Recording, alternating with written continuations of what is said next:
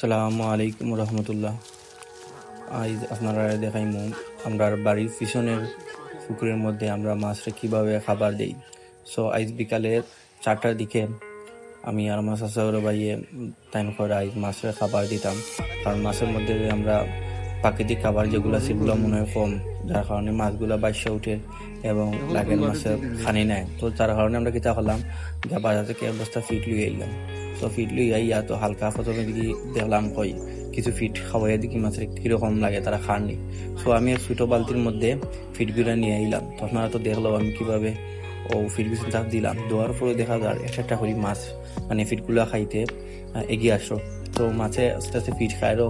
তো আমরা এগুলো লইয়া কথাবার্তা করাম আর দেখলাম মানে কোন কোন মাছে খাইরো।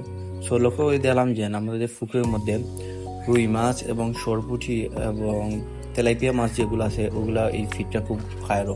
সেগুলা বাসমান ফিট, তো এইগুলা ওই টাইপের মাছের জন্যই মানানো হয়েছে।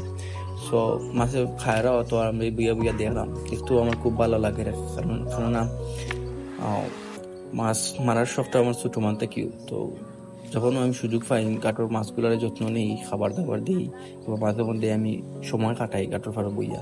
আমি মনে করি এগুলা অ্যাক্টিভিটি করলে আমার মাইন্ড ফ্রেশ থাকে এবং আমি আমার কাজের প্রতি ফোকাস দিতে পারি। আপনারা দেখলাম মাছে কিলান খায়রো বা এই জুম হইয়া দেখায়, আর আমি তো দেখলাম গাছের কান্দা বা উড়ে দেখলাম। ওগুলা করতে করতেও আমরা বিকাল গেল গিয়ে।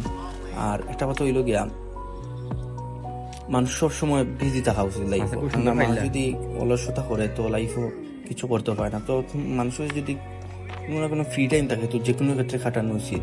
আমি মনে করি মানুষের যদি এদের ফ্রি টাইম দিয়ে পায় লাইফ, তখন উচিত নিজের মতো খাটানো। আমি অলওয়েজ ট্রাই করি আমার ফ্রি টাইমটা মানে নিজের মতো খাটানো। তো আপনারা তো দেখরাও আমি কিতা করলাম একটু আগেও, মাছের খানি দিলাম।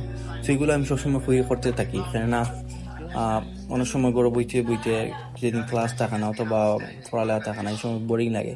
আমি মাঝে মধ্যে ফুকরু পারে ইয়া ওগুলা করি আর কি। সেগুলো করলে আমার ভালো লাগে। আর্মির হোটেলে গেছি, ওয়েদারটা অনেক ভালো আসলো, খুব ভালো লাগছে এই ওয়েদারের মধ্যে মধ্যে মাছের খাবার দিতে। এবং দেখা বাইয়ে আঙ্গুল দিয়ে দেখারা বড় বড় মাছ কয়েকটা বাইছে ফুকরু টুনা হয়ে, আর দেখতে খুব সুন্দর লাগে। ওগুলো আমরা করলাম সকলে মিললাম এবং খুব ভালোও লাগলো আমরা এই কাজগুলা করতে। আজকের মতো এই ছোট ব্লগটা এখানে শেষ হইলো। আর আপনারা পাশে থাকবা সবসময়, আপনারা এগুলো আপডেট